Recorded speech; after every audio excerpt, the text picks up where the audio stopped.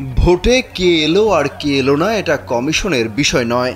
কমিশনের কাজ হচ্ছে নির্বাচন আয়োজন করা। উপজেলা নির্বাচনে বিরোধী দলের অংশগ্রহণ নিয়ে প্রশ্ন করা হলে এভাবেই জবাব দেন প্রধান নির্বাচন কমিশনার কাজী হাবিবুল আওয়াল। তিনি বলেছেন, আসন্ন উপজেলা পরিষদ নির্বাচন সুষ্ঠু করতে সব ধরনের প্রস্তুতি নেওয়া হয়েছে। ভোট যাতে প্রভাবমুক্ত হয় সেই প্রচেষ্টা চলমান। রাজধানীর আগারগাঁওয়ে নির্বাচন কমিশন ভবনে নিজ কার্যালয়ের সামনে মঙ্গলবার এক সংবাদ সম্মেলনে এসব কথা বলেন তিনি। সিইসি বলেন, উপজেলা নির্বাচন মোটেই নিয়ম রক্ষার ভোট না।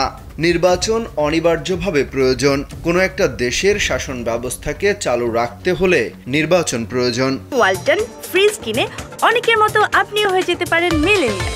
সেরা পণ্যের সেরা অফার।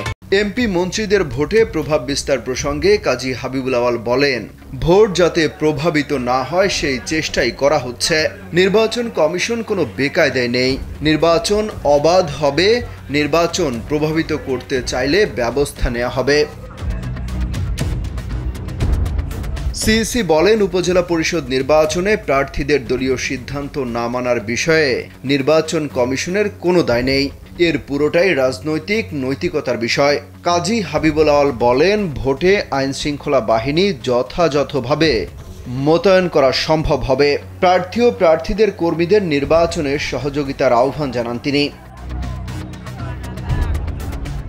কাল প্রথম ধাপের উপজেলা পরিষদ নির্বাচন অনুষ্ঠিত হবে। এই ধাপে 140টি উপজেলায় ভোট হবে।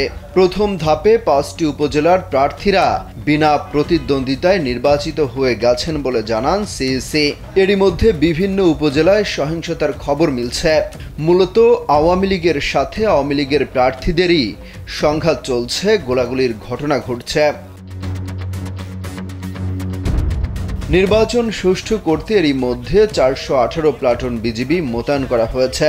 উপজেলা নির্বাচনে আইন শৃঙ্খলা রক্ষায় সোমবার থেকে আগামী শুক্রবার পর্যন্ত মোট 5 দিন নির্বাচনী এলাকায় দায়িত্ব পালন করবেন তারা।